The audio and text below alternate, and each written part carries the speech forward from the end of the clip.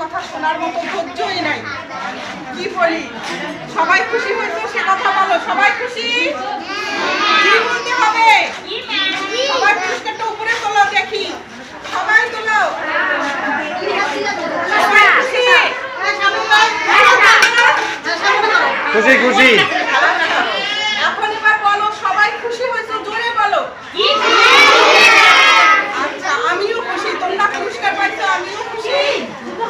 তোমাদের খুশিতে আমার খুশি। আচ্ছা শুনো, তোমরা চলে যাবা না, তোমার